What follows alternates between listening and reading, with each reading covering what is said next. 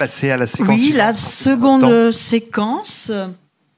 Donc, on va l'appeler Jeunesse qui va bien, jeunesse qui va mal.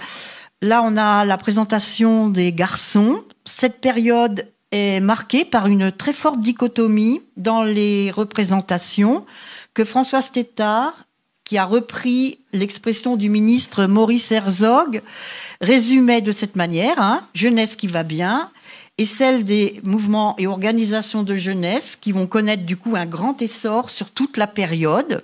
Donc on va voir un peu quel type de jeunesse, de mouvements de jeunesse vont se développer. Et une jeunesse qui irait mal, celle des bandes de jeunes.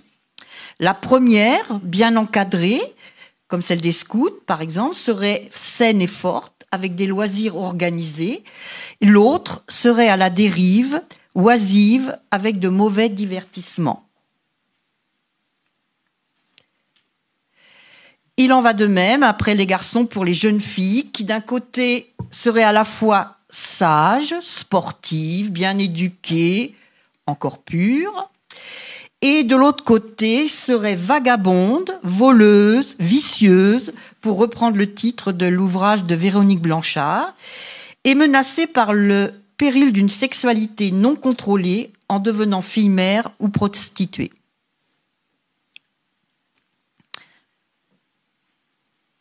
Donc, j'ai parlé tout de suite des mouvements qui vont se mettre à l'œuvre entre les deux guerres. C'est les dates de la création de la JOC, de la JAC, de la GEC. Tout ça, c'est en plein essor et ça apparaît fortement conseillé pour les jeunes dans l'espace public, aussi bien que pour les garçons et que pour les filles, puisque nous voyons des filles qui deviennent aussi scouts. Le scoutisme se décline au féminin. Et arrive aussi la création de ce qu'on appelle les CLAGE, les auberges de jeunesse, 1933. Cécile Grunbaum-Balin crée aussi donc ce centre laïque des auberges de jeunesse. Et là, avec l'aide de plusieurs grandes formations de gauche laïque, le Syndicat national des instituteurs, la Ligue de l'enseignement, la Confédération générale du travail, l'Union des villes et des communes de France. Apparition quand même de la mixité au passage.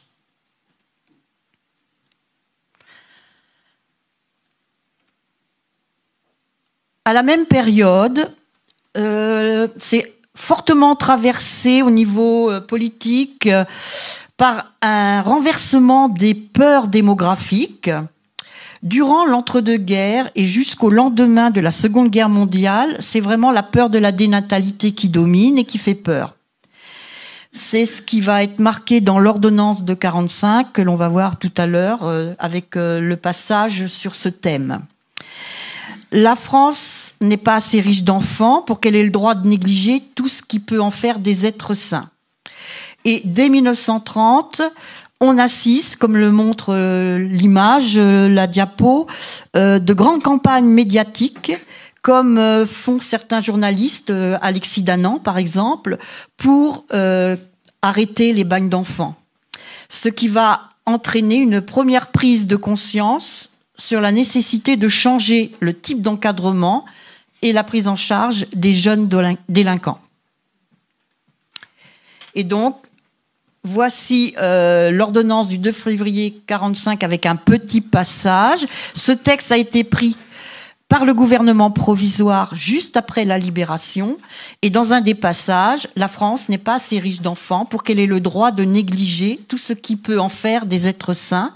La guerre et les bouleversements d'ordre matériel et moral qu'elle a provoqués ont accru dans des proportions inquiétantes la délinquance juvénile.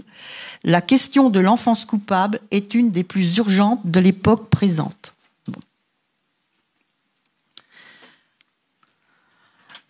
À l'inverse, à la fin des années 1950, la peur devient celle de l'explosion démographique, que personne n'avait vu venir et que le démographe Alfred Sauvy va qualifier de montée des jeunes.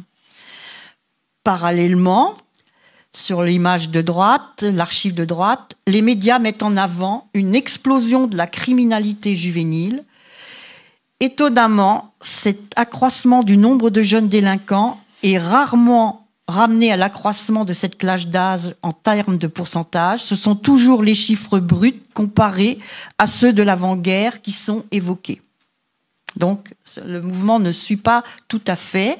Et en parallèle, et bien sûr, c'est les effets du baby-boom, ça se fait ressentir avec le changement des lois sur l'école, avec ce que Louis Cros appelle l'explosion scolaire.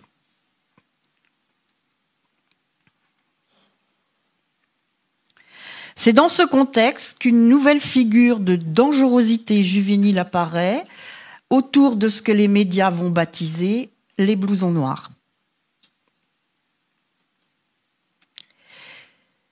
Donc on voit quelques images de ces blousons noirs, des adolescents effondrés contre les murs à la manière de cow-boys, donc qui regardent aussi la télévision, qui est souvent annoncée comme responsable aussi de tout cela, hein, parce que c'est la montée et l'arrivée de la télévision, le cinéma, ouais, tout à fait.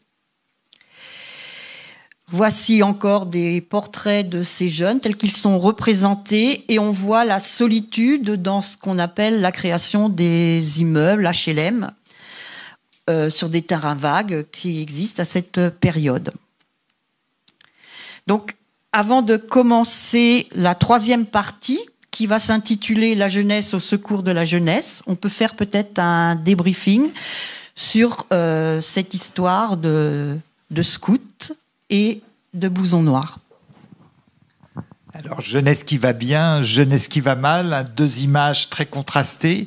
Est-ce que vous l'avez rencontré? Est-ce que ça vous évoque aussi des figures qui sont dans vos travaux ou dans vos réflexions? Absolument pas. Là, vraiment, je découvre un monde que je ne connais pas. Merci beaucoup, merci pour toutes ces images, toutes ces évocations.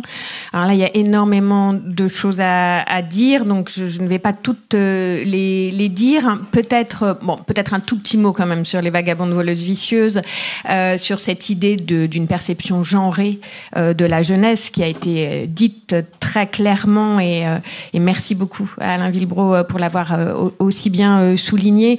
Nous ne percevons pas, la société ne perçoit pas les jeunes filles de la même manière que les jeunes garçons. Les attentes vers les unes et les autres ne sont pas les mêmes. Les normes qui s'imposent à elles et à eux ne sont pas les mêmes. Et du coup aussi les institutions ensuite et les professionnels dans le cadre de la protection de l'enfance ou de la justice des enfants ne sont pas les mêmes. Voilà, je ne vais pas revenir de manière détaillée sur ça, mais c'est extrêmement important de l'avoir en tête. Nous avons des perceptions genrées. Nous avons une éducation qui fait que nos attentes par rapport aux jeunes filles ne sont pas les mêmes que celles des garçons, et donc les mauvaises filles ne sont pas les mêmes que les mauvais garçons. Et ça perdure. Ça perdure. Ça, c'était la première chose. Peut-être la deuxième chose, puis il y a beaucoup de choses, et puis vous allez rebondir vous aussi, c'est ce sentiment terrible de la répétition. Quand on regarde ces images, Mathias, tu as parlé des Apaches, hein, donc ces jeunes perçus en bande à la fin du 19e siècle et début du 20e siècle, avec des codes spécifiques, soi-disant, des lieux spécifiques, les faubourgs des villes, des pantalons pattes d'Ef, des musiques terribles comme la Java, et qui étaient des menaces effrayantes qui déferlaient dans nos villes, ces images qui reviennent avec les années 60 et les blousons noirs, là aussi, hein, le cuir, le rock'n'roll, hein, musique de dégénérés, et cette violence de plus en plus précoce et de plus en plus terrible. Je suis sûre que ça ne vous dit strictement rien sur aujourd'hui. Nous n'avons plus aucun jeune spécifiquement nommés comme étant des bandes de plus en plus précoces et de plus en plus violentes. La racaille n'existe pas dans nos radars aujourd'hui. Voilà, là il y a quelque chose de l'ordre de la répétition qui est à la fois extrêmement intéressante pour les historiens et les historiennes que nous sommes, et en même temps parfois assez déprimante. dans le sens où la chose politique et le social réagissent de manière systématiquement identique, comme si il n'avait pas été déjà travaillé, démontré, expliqué par les historiens et les sociologues qu'il s'agissait de regard plutôt que de réalité, qu'il s'agissait d'une perception de la jeunesse qui ne pouvait pas se dissoudre, à mon sens, juste dans plus de répression, plus d'enfermement et plus de sanctions. Ça aussi, on a déjà fait, on a déjà tenté et on en a déjà montré les limites. Voilà, je vais m'arrêter là, je crois. Que dire à part que, du moins, je trouve que dans les deux modèles en fait qui sont présentés au départ, avec un clivage quand même fort entre, on va dire, une jeunesse très lissée, une jeunesse plus marginale, on va dire ça comme ça. Je pense que quand même aussi la force de la jeunesse, c'est cette porosité aussi, quoi. Je pense qu'il y a vraiment des liens qui se sont toujours faits, voilà. Et quand on regarde, par exemple, le public en protection de l'enfance aujourd'hui, c'est multi, on va dire. Appartenance sociale et culturelle, quoi. Donc c'est un peu juste pour dire ça, quoi. Je pense que la porosité quand même aussi, elle est affaire de jeunesse, et je trouve que bah voilà, c'est aussi ça quand même un marqueur spécifique aussi de la jeunesse, quoi. Voilà. Je vais revenir encore à l'histoire des CMEA et la création de l'école d'éducateurs de Vaugrigneuses en 69. Jacques Latsous en est le directeur. Mais c'est pour surtout évoquer un coup de téléphone que j'ai donné cette semaine pour pas finir complètement idiot sur la question. C'était Henri Yanovitz, un collègue de travail qui est à la retraite. Et je lui ai demandé comment se sont passées tes années à Vaugrigneuses. Et alors là, c'est la cohabitation, ou évidemment certains clivages assez virulents parfois, entre l'encadrement issu aussi d'inspiration scout, m'indiquant que tous les matins, chant obligatoire. Il se rappelait d'un chant qui était la mouette grise. Alors je vais chanter, attention. Entends au vent ta voile folle d'embrun venue du lointain. Tiens bon la barre et jusqu'au bout, où le vent te conduira, mon gars, et chantera la liberté dans ta voile et dans ton cœur fier.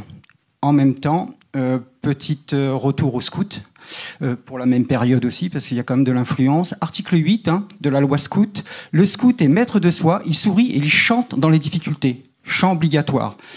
Dans la même période, évidemment, ils attendaient le soir, très tard, et un petit coup de Led Zeppelin, du Deep Purple. On sentait qu'il y avait Smoke on the Water et autres joyeuseries, et le ciel, il brûle. Donc on voit bien la cohabitation de deux types d'influences et de formation de la jeunesse entre la loi scout et Led Zeppelin. Et voilà. Et puis, sur autre chose, c'était dans le film Les Cœurs Verts, il y a une scène quand même assez énorme à propos de rouler des pelles et soulever des pelles. Alors peut-être qu'ils préféraient rouler des pelles plus que pelleter, mais il y a cette scène à un moment donné où le loupard, on voit le jeune, il mange avec des ouvriers et évidemment le monde ouvrier a ses ordres, ses convictions, ses croyances, une forme de socialisation, et l'autre côté, l'autre a du mal à tenir la pelle, donc il est sur autre chose. Et ça m'a rappelé aussi la rencontre en fait entre Jacques et Deligny en 1948, pour finir, il y aurait tant de choses encore, où finalement le choix de l'institution ou pas l'institution. Deligny avait écrit Graines de crapule, donc il faut voir si les graines de crapule peuvent quand même germer à un moment donné, c'est toute la question.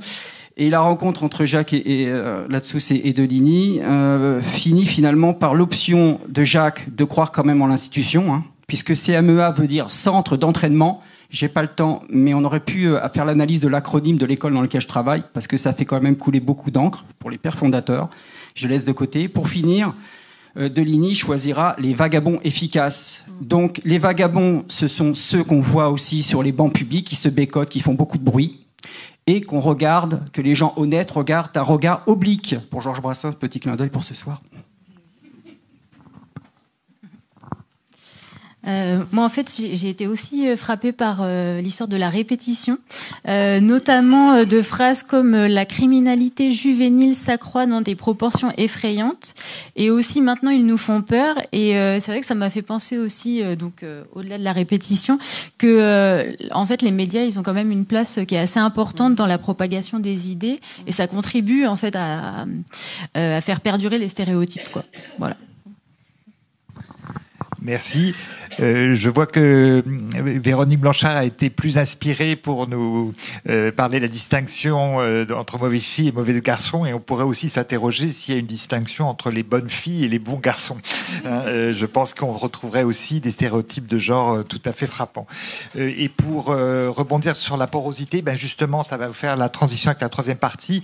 La porosité nous a semblé d'autant plus grande que justement dans cette période, on va mettre en œuvre un drôle de paradoxe, puisqu'on va appeler la jeunesse qui va bien au service de la jeunesse qui va mal, et tout d'un coup, on va trouver des certaines collusions, et notamment confusion même, ne serait-ce que de profil et de physique. Mais je laisse Jenny nous montrer la dernière séquence.